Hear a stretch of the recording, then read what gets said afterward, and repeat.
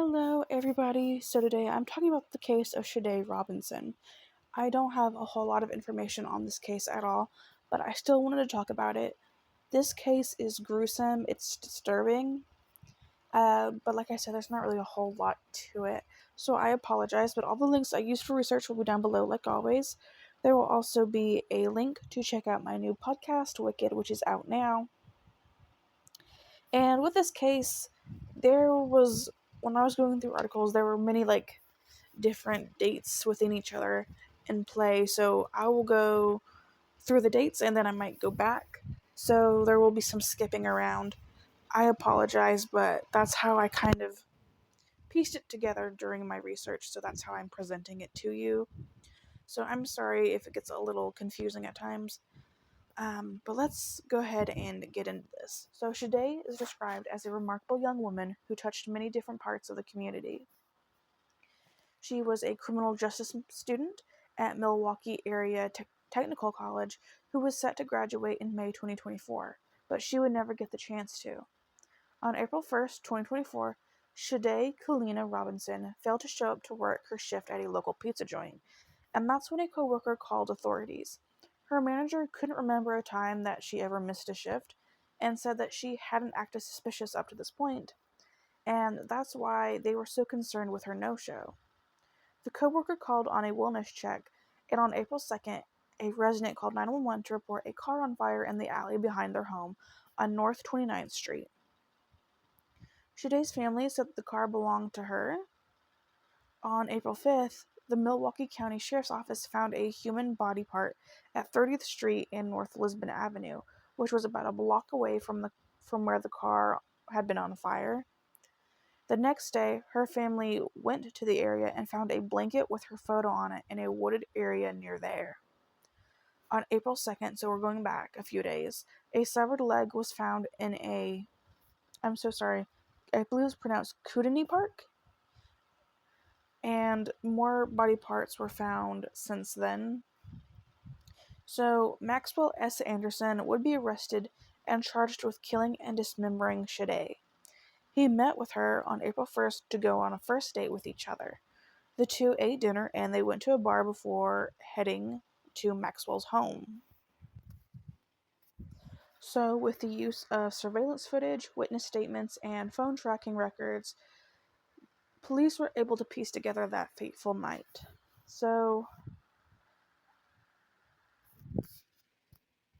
a human arm and a torso was found by a person while walking along I'm so sorry if I pronounced this wrong, the Waukegan Municipal Beach, which is more than 50 miles south of the home of Maxwell.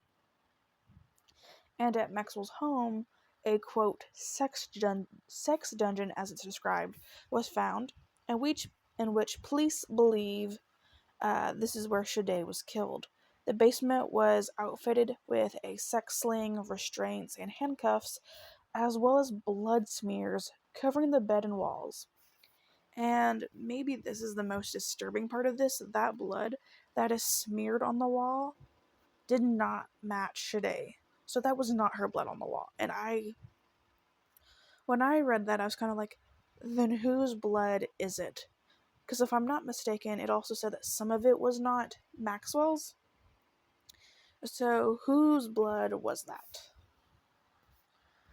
So her cell phone pinged at several locations between midnight and 4:30 a.m. before running out of battery near Lake Michigan, where there were more human remains and flesh was found. Even a foot was found scattered around. Hours later is when her car would be torched, and Maxwell was seen on a bus going home from that area. He was charged with first-degree murder, mutilation of a corpse, and he was also charged with arson. He also has had 3 prior charges on domestic incidents. He pled not guilty, and he is held on a $1 million bond. At this time, we don't know who the smeared blood belonged to. Like I said, I think some articles said not all of it was his. So we don't know whose it is, so I don't know how confirmed it was that it's even his. If that makes sense, we don't know whose blood that was. But we also have no further updates. I don't know anything about a possible trial date or anything like that. Since he pled not guilty, there will be a trial, and of course, when it comes time for that, I will be watching if it's public, and I will come and tell you guys what's happened. I sincerely hope that Sade receives the justice that she deserves. This is a girl, a young lady who had so much going for her, such a bright future, and this man thought he could just take her away. Like I said, I didn't have a whole lot of information. This is relatively new. It happened just a few months ago.